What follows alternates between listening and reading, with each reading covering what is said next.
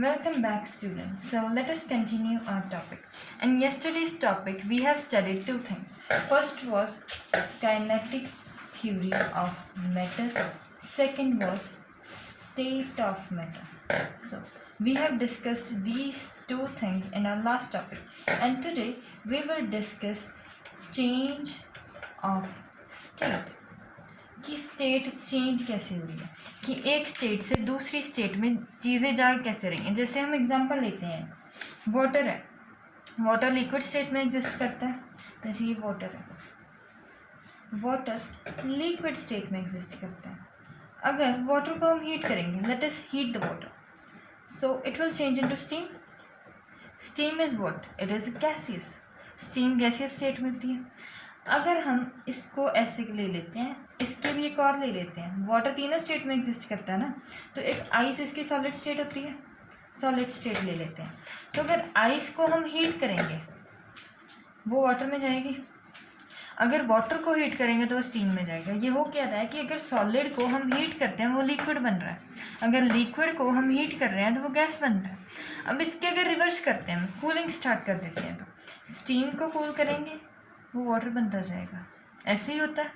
अगर वाटर को हम कूल करेंगे तो वो आइस बनता जाएगा. जैसे हम फ्रीज़र में करते हैं. फ्रीज़र में क्या हो जाता है? फ्रीज़र में जब हम वाटर लगा देते हैं तो वाटर के बाद क्या मिलता है हमें? आइस ही मिलती है. और फ्रीज़र का काम क्या होता है? इसको कूल करता है. वो टेम्परेचर को लो करता है, टेम्परेचर को डिक्रीज़ करवाता है. टेम्परेचर का डिक्रीज़ क्या होता है? कूलिंग करना. अगर वो कूल हो रहा है तो वाटर जो होएगा आइस में जाएगा. तो अब हो क्या रहा है कि जो लिक्विड है, ये सॉलिड है, ये गैस है. ये तीनों स्टेट है हमारी. यही तीन स्टेट है, हमने पढ़ी है ना. अगर सॉलिड को हम हीट करें तो वो लिक्विड आ रहा है. अगर लिक्विड को हीट करें तो वो गैस में जा रहा है. अगर इसका रिवर्स करते जाएं, अगर गैस को कूल करें तो वो लिक्विड में जाएगा. अगर लिक्विड को कूल करें तो वो ये तो था कि टेम्परेचर का इफेक्ट, कि हीटिंग होगी या कूलिंग होगी तो कौन सी स्टेट में जाएगा. अब जैसे हमें पता है कि हिल स्टेशन पे क्या होता है, हिल स्टेशंस पर प्रेशर बहुत लो होता है. प्रेशर जैसे जैसे हाइट बढ़ती है ना, तो प्रेशर लो होता है. और हमें मालूम है कि जब हिल स्टेशन पे जो वाटर होता है ना, वो लेस देन 100 डिग्री बॉयल करना शुरू करता है. वाटर बॉयल कितने पे करता है? 100 डिग्री पे करता है ना. लेकिन हिल स्टेशंस पर जो वाटर होता है वो लेस देन 100 डिग्री पर बॉयल करना शुरू होता है. वो क्यों करता है? ऐसे बॉइलिंग स्टार्ट हो जाती है. वो क्यों होता है? क्योंकि वहाँ पर प्रेशर कम है. अगर प्रेशर कम है तो वाटर लेस देन 100 डिग्री पर बॉयल होना शुरू हो जाता है. सो इसका मतलब ये भी है कि एक प्रेशर भी फैक्टर है जो कंट्रीब्यूट करेगा कि स्टेट ऑफ मैटर किस हद तक चेंज होगी, कैसे चेंज होगी, कितनी हीट हम प्रोवाइड करें, कितनी ना प्रोवाइड करें कि वो चेंज हो. तो इसका मतलब कि सिर्फ दो ही फैक्टर हैं जो हीट के कंट्रीब्यूट करते हैं चेंज ऑफ स्टेट को.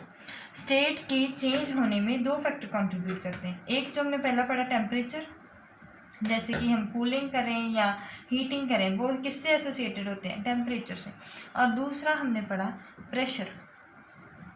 प्रेशर को कम करो, ज़्यादा करो, चेंज होगी स्टेट. टेम्परेचर को कम करो, ज़्यादा करो, चेंज स्टेट होगी.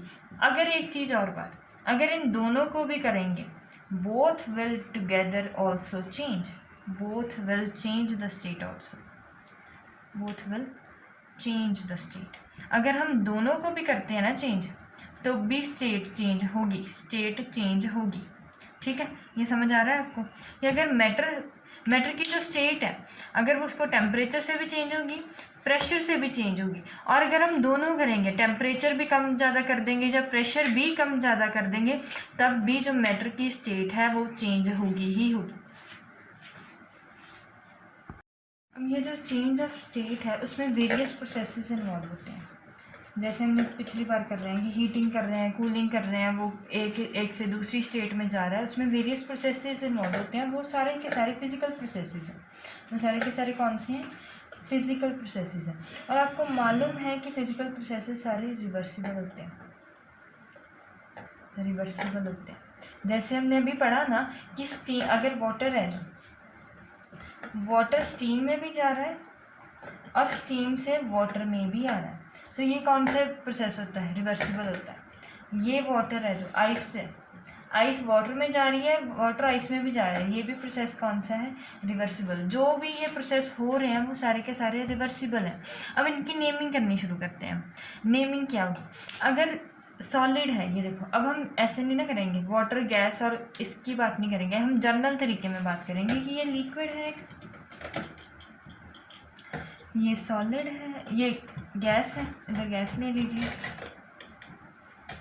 इधर सॉलिड ले लीजिए। अगर सॉलिड जो है वो लिक्विड में जाए, उस प्रोसेस को क्या कहते हैं? सॉलिड का लिक्विड में जाने को कहते हैं मेल्टिंग। जैसे आइस क्या होती है? मेल्ट होती है ना, उस प्रोसेस को क्या कहते हैं? मेल्टिंग। अगर जो लिक्विड है वो गैस में जाए, उस प्रोसेस को हम कहते हैं वेपोराइजेशन। उस प्रोसेस को हम क्या कहते हैं? वेपोराइजेशन। अगर गैस है, जो गैस लिक्विड में जाए वो होता है कंडेंसेशन। अगर जो लिक्विड है वो सॉलिड में जाए वो होती है फ्रीजिंग। ये तो नॉर्मल सी बातें थी। अब एक और प्रोसेस होता है, अगर सॉलिड जो है वो डायरेक्टली गैस में चला जाए। अगर सॉलिड जो होते हैं ना, वो कई सॉलिड ऐसे होते हैं जो सीधे गैस में जाते हैं, लिक्विड में कभी नहीं आते, उस प्रोसेस का नाम होता है सब्लिमेशन। और ऐसे इसका रिवर्स भी होगा, क्योंकि ये सारे के सारे रिवर्सिबल हैं। तो अगर गैस जो है वो सीधी सॉलिड में बन जाए, जो गैस है वो सीधी सॉलिड में बन जाए, वो होती है डिपोजिशन। लिक्विड में जाए ही ना, उसे कहते हैं डिपोजिशन। तो अब हम दोबारा करते हैं कि अगर सॉलिड जो है लिक्विड में जाएगा वो मेल्टिंग होगी, लिक्विड गैस में जाएगा उसे वेपोराइजेशन कहते हैं, गैस लिक्विड में आएगी वो कंडेंसेशन में आएगी, कंडेंसेशन प्रोसेस होगा। अगर लिक्विड सॉलिड में जाएगा वो फ्रीजिंग होगी।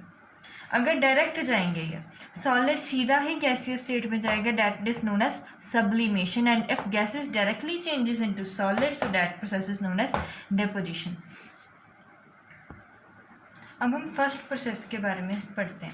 First process is vaporization. Vaporization क्या है? वेपोराइजेशन क्या है कि change of state from liquid to gaseous on heating at a particular temperature. किसी पर्टिकुलर टेम्परेचर पर लिक्विड का गैसेस में चेंज होना हीटिंग करने पर, वो होता है वेपोराइजेशन। अब जो वेपोराइजेशन है वो दो कैटेगरीज में आती है, एक बॉइलिंग होती है, एक इवेपोरेशन होती है। अब ये हमने दो स्टडी करनी है कि बॉइलिंग क्या है, इवेपोरेशन क्या है। सबसे पहला पॉइंट, बॉइलिंग क्या होती है? बॉइलिंग होती है एक फॉर्म है वेपोराइजेशन की, लेकिन ये क्विक वेपोराइजेशन होती है। जैसे हम वाटर को बॉयल करते हैं, वो जल्दी जल्दी से वेपर्स बनने शुरू कर देते हैं, ये क्विक वेपोराइजेशन होती है। और किस पे होती है? At a boiling point. ये बॉइलिंग पॉइंट पे होती है ये वेपोराइजेशन, ये बॉइलिंग। अगर हम सेकेंड पॉइंट के बारे में बात करें, ये इवेपोरेशन। ये इवेपोरेशन होती है वो स्लो होती है, वो स्लो सा प्रोसेस है, वो आराम से होता रहता है एट एनी टेम्परेचर। वो किसी भी टेम्परेचर पर होता है below boiling point. Boiling point से कम टेम्परेचर पर जो वेपोराइजेशन होती है वो होती है इवेपोरेशन। अब जो बॉइलिंग पॉइंट पे होती है वो बॉइलिंग होती है। ये चीज़ ध्यान रखने की है। जैसे हम, अब गर्मियाँ हैं तो गर्मियों में क्या होता है कि हम वेट क्लोथ्स को बाहर सुखाने के लिए डाल देते हैं, तो थोड़ी देर बाद वो सूख जाते हैं। वो बॉइलिंग पॉइंट पर तो नहीं ना जाते, वो 100 डिग्री सेल्सियस पर बॉयल नहीं होते, वो आराम से सारा दिन धूप में सूखते रहते हैं। ये होती है इवेपोरेशन। अब बॉइलिंग क्या होती है? वाटर को बॉयल करना। जैसे हम कुछ भी, वाटर बॉयल कितने पर्पसेस के लिए करते हैं? तो वाटर को जब हम बॉयल करते हैं, जब किसी भी लिक्विड को हम जब बॉयल करते हैं तो वो बॉइलिंग में आता है। किसी भी लिक्विड जो अपने आप ही वेपर्स में बनता जाए, वेपर्स क्या है? गैसियस फॉर्म है। कोई भी लिक्विड जो अपने आप वेपर्स फॉर्म में बनता जाए किसी भी टेम्परेचर पर, लेकिन बॉइलिंग पॉइंट से नीचे हो, उसे कहते हैं हम इवेपोरेशन। और जो पहले वाली क्विक वेपोराइजेशन है वो बॉइलिंग है, जो स्लो वेपोराइजेशन है वो इवेपोरेशन है। अब हम बॉइलिंग जो है ना उसको डिटेल में डिस्कस करेंगे कि उसके पार्टिकल लेवल पे क्या आता है। पार्टिकल्स जैसे कि हमने कल किया था कि एटम्स होते हैं, मॉलिक्यूल्स होते हैं, उस लेवल पर क्या हो रहा होता है बॉइलिंग में। सो जैसे ही हम, वाटर है या लिक्विड, मान लो आप लिक्विड है, उसे हीट करना प्रोवाइड करते हैं। हीट क्या होती है? हीट एक एनर्जी होती है। जैसे ही हम उसे एनर्जी देते हैं, उसके बीच में क्या होते हैं? एटम्स होते हैं। जैसे एटम्स है ना, ऐसे एटम होते हैं लिक्विड में। जो एटम्स हैं उनको एनर्जी मिलनी शुरू हो जाती है। ठीक है, एटम्स को जब ही एनर्जी मिलेगी, उनके पास तो पहले ही कौन सी एनर्जी प्रोसेस करते हैं, वो मोशन में रहते हैं ना, मोशन की वजह से उनके पास काइनेटिक एनर्जी होती ही होती है। ऐसे हमने कल डिस्कस किया है सारा कुछ। अब हम जब उसके हीट देंगे, वो काइनेटिक एनर्जी है ना जो, वो बढ़नी शुरू हो जाएगी। काइनेटिक एनर्जी जैसे जैसे बढ़ती जाएगी उनका मोशन बढ़ता जाएगा। अब उनमें जैसे ये एटम है, ऐसे एटम थे ना उनके, ये एटम है सारे, इनके आपस में एक फोर्स होती है। कल पढ़ा है हमने ये सारा कुछ, कल कवर किया है हमने, कल के टॉपिक में सब कुछ कवर किया है। अगर किसी को डाउट है तो वो दोबारा पूछ सकता है, लेकिन ये हमने सारा कुछ कल क्लियर किया है, वो प्रीवियस वीडियो देख लो। ये है जो ये एटम्स हैं, ये रैंडम मोशन में पहले ही थे। जैसे ही इनको एनर्जी मिलनी शुरू होगी, इनका मोशन और ज़्यादा बढ़ना शुरू हो गया। इनका जैसे जैसे मोशन बढ़ा, सबसे ज़्यादा मोशन किस में होता है, गैसेस में होता है ना। इनका जैसे ही मोशन बढ़ना शुरू हुआ, ये लिक्विड से गैसेस में जाने शुरू हो गए। अब हद मैक्सिमम टू मैक्सिमम जितनी एनर्जी उन्होंने गेन करनी थी ना, वो गेन कर चुके, वो गेन कर लेते हैं। लेकिन उनमें अभी भी फोर्सेस हैं, ये फोर्स है जो उनको अलग अलग नहीं होने देती। जैसे गैसियस में क्या होता है कि एटम्स तो बिल्कुल ही बहुत दूर दूर होते हैं, अट्रैक्टिव फोर्सेस होती ही नहीं है बिल्कुल। पहले जितनी एनर्जी हम दे रहे हैं ना, हीट एनर्जी जितनी प्रोवाइड की, उससे क्या हुआ, उनकी काइनेटिक एनर्जी बढ़ने लगी। जो हमने पहले हीट प्रोवाइड की, उससे उनकी काइनेटिक एनर्जी बढ़ने लगी। लेकिन अभी वो गैसेस में बनने नहीं शुरू हो गए। जो एनर्जी बढ़ जाती है ना, जब एनर्जी बढ़ जाती है तो वो बॉइलिंग होने शुरू होते हैं, वो बॉयल करते हैं जब एनर्जी बहुत ज़्यादा बढ़ जाती है। लेकिन हम जब उससे भी ज़्यादा एनर्जी प्रोवाइड करेंगे, जो ये फोर्सेस है ना, दिस विल, ये ख़त्म होनी शुरू हो जाती हैं, this will break down when we provide excess heat. जब हम बहुत ज़्यादा हीट, एक्स्ट्रा हीट प्रोवाइड करते जाएंगे, ये जो बॉन्ड है ना इनके बीच में, ये अट्रैक्टिव फोर्सेस हैं, ये टूटनी शुरू हो जाएंगी। जो ये एनर्जी, यहाँ पर जो एनर्जी जाती है ना, उसे कहते हैं लेटेंट हीट। जो यहाँ पर हीट देते हैं हम, उसे कहते हैं लेटेंट हीट ऑफ वेपराइजेशन। ये वाली जो हीट है ना, वो होती है लेटेंट हीट ऑफ वेपराइजेशन। ये दिखती नहीं है, क्योंकि पहली जो एनर्जी हम उन्हें दे रहे थे, जो हमने उसको पहली एनर्जी दी, उससे वो क्या हो रहा है, बॉयल करना शुरू कर गए। काइनेटिक एनर्जी बढ़ी तो बॉयल करना शुरू कर गए, वो हमें दिख रही है। लेकिन जो बाहर बाद वाली एनर्जी है ना, जो ब्रेक ये हो गए, अट्रैक्टिव फोर्सेस को जो ओवरकम करेगी, वो हमें कभी नहीं दिखेगी, वो हिडन होगी। और हिडन का मतलब ही लेटेंट होता है, वो हमेशा हिडन रहेगी। ये जो हिडन हीट है, उसे कहते हैं हम, जो यूज़ होती है इनके बॉन्ड ब्रेक करने के लिए, वो होती है लेटेंट हीट ऑफ वेपराइजेशन। और यही एक वजह है जिसको लिक्विड जो है गैसेस में चले जाएंगे जब फोर्सेस रहेंगी नहीं। अगर गैसेस में तो फोर्सेस बिल्कुल नेग्लिजिबल होती है, काइनेटिक मोशन सबसे ज़्यादा होता है, उनका मोशन बहुत ज़्यादा होता है लेकिन फोर्स नहीं होती, तो वो गैस अटेन कर लेंगे। ये था बॉइलिंग में क्या होता है at particle level. Particle level पर हमने पढ़ा कि पार्टिकल लेवल पर ये सब कुछ क्या हो रहा होता है। अब हम वेपराइजेशन की सेकंड कैटेगरी के बारे में बात करेंगे, दैट इज़ इवेपोरेशन। अब हम इवेपोरेशन क्या होती है, evaporation is a slow process from liquid to gases. Liquid से गैस में जाने का एक स्लो सा प्रोसेस है, किसी भी टेम्परेचर पर हो सकता है लेकिन बॉइलिंग पॉइंट से कम। जैसे कि वेट क्लोथ्स ड्राई एयर, जो हम कपड़े हैं वो बाहर सुखा देते हैं, बाहर डाल देते हैं, वो धीरे धीरे ड्राई होते रहते हैं एयर में, बॉइलिंग पॉइंट पर तो नहीं ना जाते। वो किस कैटेगरी में आते हैं, इवेपोरेशन की कैटेगरी में आते हैं।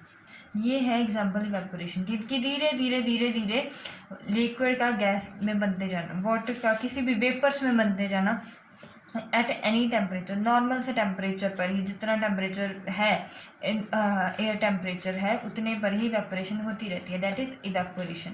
सो इसमें फैक्टर्स कौन कौन से होते हैं जो कंट्रीब्यूट करते हैं कि इवेपोरेशन कैसी होगी, कितने हद तक होगी, ज़्यादा होगी, कम होगी। सो इसके 5 फैक्टर हैं। सबसे पहला फैक्टर क्या है, temperature. Second factor is nature. Nature किसका, एयर का नेचर नहीं, nature of liquid. Third is surface area. Fourth is circulation of air and fifth point is humidity.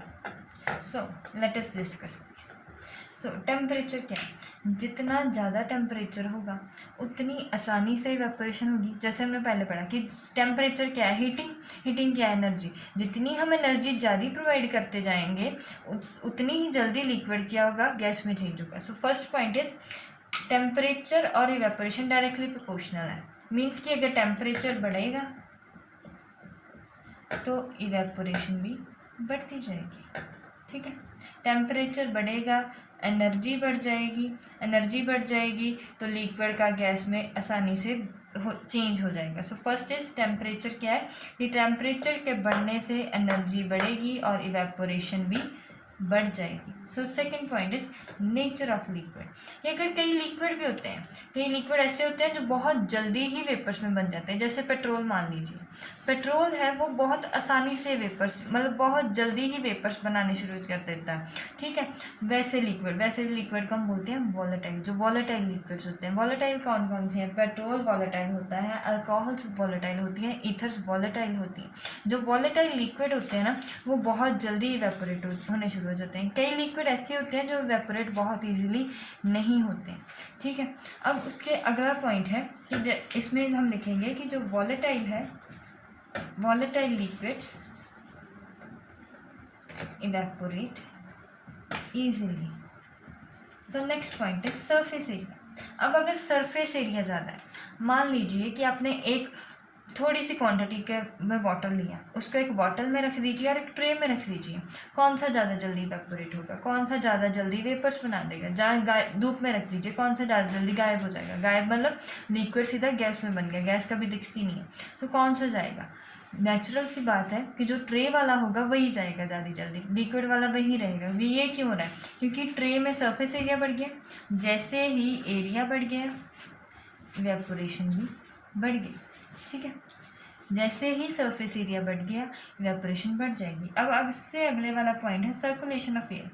अगर उस दिन सर्कुलेशन ऑफ एयर बहुत ज़्यादा है, सर्कुलेशन क्या होता है? जैसे विंड आ रही है, विंड है, हवा है, जो भी है, फ़ैन चला दीजिए आप, वो क्या हो रहा है? सर्कुलेशन ऑफ एयर है.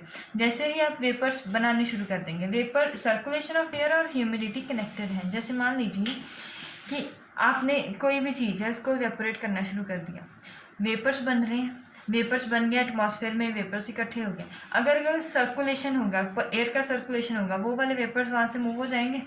अब अगर नेक्स्ट स्पेस बहुत ज़्यादा मिल जाएगी, स्पेस मिल जाएगी ना नए वेपर्स को जाने के लिए. सो नए वेपर्स बनते रहेंगे, स्पेस मिलती जाएगी, वो साइड एयर की वजह से वो साइड होती जाएंगी.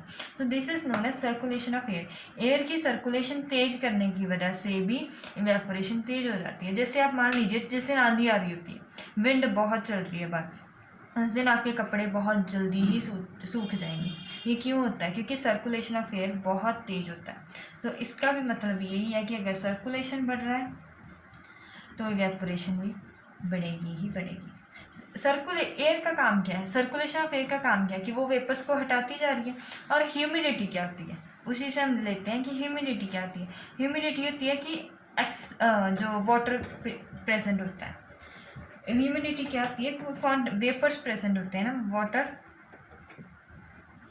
Vapours present in environment. Environment में जो वाटर वेपर्स, जो एटमॉस्फेयर में जो वाटर वेपर्स होते हैं वो क्या डिफाइन करते हैं? ह्यूमिडिटी होती है. अगर ऑलरेडी वेपर्स बहुत ज़्यादा हैं तो इवेपोरेशन कम होगी. अगर इवेपोरेशन हो रही है, अगर एयर चल रही है तो वेपर से साइड में होते जाएंगे ना, तो इवेपोरेशन बढ़ती जाएगी. अगर पहले से ही वेपर्स बहुत ज़्यादा हैं तो आगे इवेपोरेशन होगी क्या? नहीं हो पाएगी. सो इसका मतलब कि अगर पहले से ही ह्यूमिडिटी बहुत ज़्यादा है, ह्यूमिडिटी के ज़्यादा होने की वजह से इवेपोरेशन कम होती रहती है. सो ये थे फैक्टर्स. कौन कौन से? ये 5 फैक्टर, ये 4 और ये 5. ये 5 फैक्टर्स हैं जो ये डिसाइड करते हैं कि इवेपोरेशन का रेट कितना होगा. वो जल्दी होगी, वो स्लो होगी. वो फैक्टर्स क्या हैं? Temperature, nature, surface area, circulation of air and humidity. अब हमारा नेक्स्ट प्रोसेस जो हमने रीड करना है दैट इज़ मेल्टिंग. मेल्टिंग में क्या होता है? सॉलिड स्टेट जो है वो लिक्विड में जाएगी. कौन सी स्टेट में जाएगी, लिक्विड में जाएगी पर्टिकुलर टेम्परेचर जब हम हीट करेंगे। जैसे ice melts to form water at 0 degree Celsius.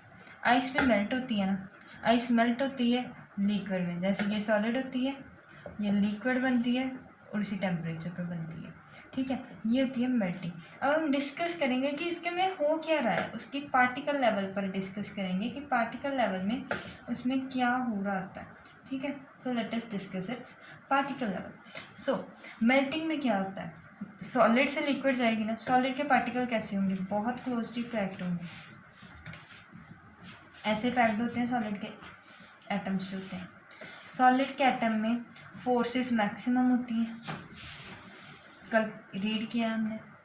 Motion बिल्कुल होता ही नहीं है, अगर होता है तो सिर्फ अपनी मेन पोजीशन पे वाइब्रेट करता है। ये किसकी है, ये सॉलिड का। लिक्विड में क्या होता है, थोड़े से क्लोजली पैक्ड नहीं होते, वो थोड़े से ठीक होते हैं, उसमें अट्रैक्टिव फोर्सेस नॉर्मल सी होती हैं। अगर ये मान लीजिए कि ऐसे है, इसमें फोर्सेस कितनी होंगी, थोड़ी सी फोर्सेस होती हैं, मोशन भी थोड़ा सा होता है, थोड़ा सा मोशन होता है, थोड़ी सी फोर्सेस होती हैं। इसको ऐसे कर दो, इसमें एक भी होता है, ठीक है। ये लिक्विड का है। सो जब हम इसमें हीट करेंगे, हीट करने पर ही मेल्ट होगी ना, जब हम हीट करेंगे एनर्जी प्रोवाइड होगी, इसे एनर्जी मिलेगी।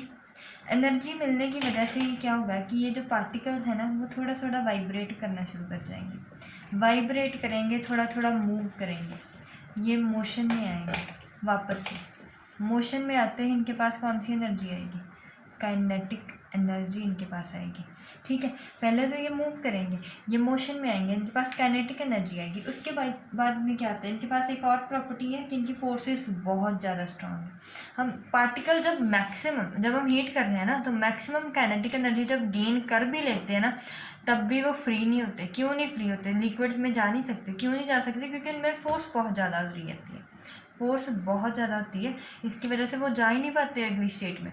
तो अब हम और हीट प्रोवाइड करते हैं, हमें और हीट प्रोवाइड करते हैं, तो वो क्या होता है कि ये जो फोर्स है ना, उनके बीच में बहुत ज़्यादा जो फोर्स होती है वो टूटनी शुरू हो जाती है। इनका जो बॉन्ड है ना, वो ब्रेक करता है। जो हम एक्स्ट्रा हीट प्रोवाइड करेंगे, एक्स्ट्रा हीट जो प्रोवाइड होगी ना, पहली जो हीट प्रोवाइड होगी उससे उनकी काइनेटिक एनर्जी बढ़ेगी, जो सेकंड हीट प्रोवाइड होगी उससे उनकी ब्रेक बॉन्ड होंगे, bond the break the bond, जो बॉन्ड है वो ब्रेक होने शुरू हो जाएंगे। और जो वो एक्स्ट्रा एनर्जी जो हम प्रोवाइड करते हैं वो होती है latent heat of fusion, that is known as latent heat of fusion, जो स्टेट को चेंज करती है। वो दिखती नहीं है हमें, क्योंकि उसके चेंज होने से टेम्परेचर नहीं बढ़ता। एक बात ध्यान में रखनी है कि जब हम हीट प्रोवाइड करते हैं ना, जब काइनेटिक एनर्जी आती है तो उससे टेम्परेचर जो है वो चेंज होता है, ठीक है। जो काइनेटिक एनर्जी है ना, उससे टेम्परेचर चेंज होता है, लेकिन जो ये लेटेंट हीट है ना, उससे temperature remain same, temperature same रहता है। जो लेटेंट हीट होती है उससे टेम्परेचर कभी भी चेंज नहीं करता, इसी वजह से ये हिडन हीट होती है। पहली हीट प्रोवाइड करेंगे वो काइनेटिक एनर्जी में शो होगी, काइनेटिक एनर्जी आएगी, उससे वजह से टेम्परेचर चेंज होना शुरू हो जाएगा, क्योंकि थोड़ी बहुत मूवमेंट होनी शुरू हो जाएगी, टेम्परेचर राइज करेगा ही करेगा। लेकिन जो बाद वाली होती है ना, टेम्परेचर सेम रहता है, वो उसका काम क्या होता है, सिर्फ बॉन्ड को ब्रेक करना। जो उनमें फोर्सेज है ना, फोर्सेज ऑफ अट्रैक्शन है, उसको वो ख़त्म करती है। That heat is known as latent heat of fusion. So अब हम बात करेंगे कंडेंसेशन के बारे में। कंडेंसेशन में क्या होता है, गैस से लिक्विड में आना, ठीक है, यही कंडेंसेशन होती है। कंडेंसेशन में एक्चुअल में क्या होता है, जैसे कि गैस में फोर्स बहुत कम है, मोशन बहुत ज़्यादा है। ये एक बात है, कंडेंसेशन होती है कूलिंग पर, ठीक है, कूलिंग में होती है। गैस में फोर्स कम होती है, मोशन ज़्यादा होता है। जब हम कूल करना ऐसे शुरू कर देते हैं, जो ये होते हैं ना, वो एनर्जी लूज़ करते हैं। एनर्जी जो होती है ना उनकी, वो लूज़ होनी शुरू हो जाती है। जब ये एनर्जी लूज़ होगी, उनकी आपस में जो एटम्स हैं वो इकट्ठे होते जाएंगे, वो पास आते जाएंगे, और जिसकी वजह से उनकी फोर्स थोड़ी सी बढ़ जाएगी, मोशन जो है वो थोड़ा कम हो जाएगा। ठीक है। और ये किसकी कंडीशन होती है, ये लिक्विड की कंडीशन होती है। ये किसकी थी, ये गैस की थी ना। जब वो एनर्जी लूज़ करेंगे, एटम्स पास पास आते जाएंगे, उनकी फोर्स ऑफ अट्रैक्शन बढ़ती जाएगी, उनका जो मोशन है ये है force of attraction. Force of attraction बढ़ती जाएगी, एटम्स क्योंकि पास पास आते जाएंगे, जो मोशन है, मोशन वो कम होता जाएगा। सो जिसकी वजह से जो गैस है वो लिक्विड में जाएगी कूलिंग होने पर। So this process is known as condensation. अब फ्रीजिंग में क्या होता है, फ्रीजिंग में होता है कि लिक्विड जो है ना वो गैसेस में जाएगा, लिक्विड जो है सॉरी वो सॉलिड स्टेट में बन जाएगा। जैसे वाटर है, वाटर को आप फ्रीज करते हो ना तो वो आइस में बन जाता है। आइस सॉलिड होती है, वाटर लिक्विड स्टेट में होता है। और ये भी कब होता है, कूलिंग करने पर होता है। इसमें क्या था, फोर्सेस थी, थोड़ी सी फोर्सेस थी, मोशन भी थोड़ा सा था।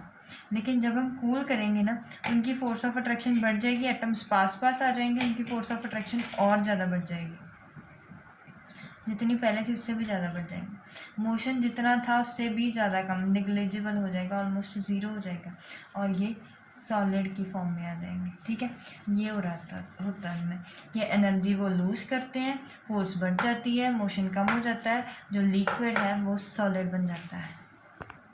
अब सब्लिमेशन में क्या होता है, सब्लिमेशन में एक स्टेट से तीसरी स्टेट में सीधा जाते हैं। जैसे सब्लिमेशन में क्या होता है कि जैसे गैस है ना वो सॉलिड सीधा बन जाएगा, सॉरी जो सॉलिड है वो सीधा गैस में जाएगा।